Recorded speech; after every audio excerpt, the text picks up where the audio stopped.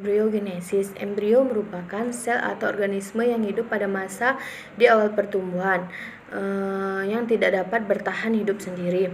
Embriogenesis manusia adalah struktur kompleks yang terjadi selama 8 minggu pertama setelah pembuahan. Lalu ada tahap perkembangan embrio. 1. Fertilisasi, 2. Pembuahan, 1. Fertilisasi atau pembuahan, 2. Cleft atau pembelahan, 3. Implantasi atau nidasi. Proses embriogenesis meliputi fertilizer, zigot, murola, blastula, diferensiasi sel. Proses fertilisasi secara alami. 1. Fertilisasi atau penumbusan corona radiata. Tahap pertama pembuahan, penetrasi spermatozoa ke dalam corona radiata sel telur. Sel sperma mampu melewati penghalang pertama ini karena adanya pelepasan enzim.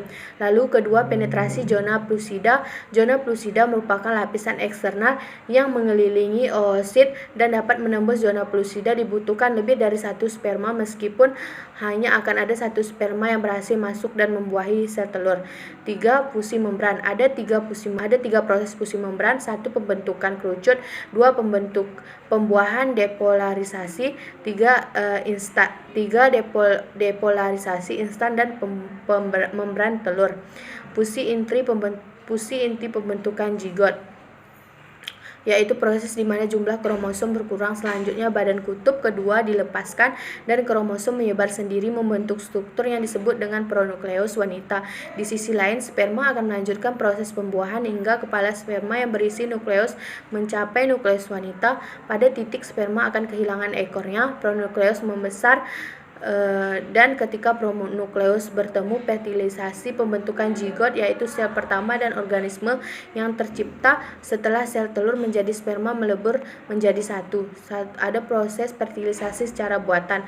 Ada inseminasi intrauterin adalah proses paling umum dan prosedur sperma laki-laki diambil dan disimpan ke dalam rahim wanita menggunakan kateter. Inseminasi intraservix. Prosedur inseminasi serviks dilakukan dengan menyuntikkan sperma ke serviks, yaitu jaringan yang menghubungkan vagina dan rahim. Setelah disuntikkan, sperma akan melakukan berjalanan ke rahim dengan saluran tuba dengan sendirinya.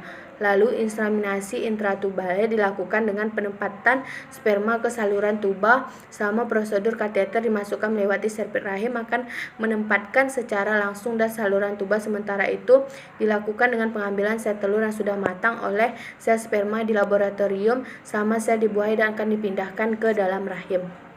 Terima kasih.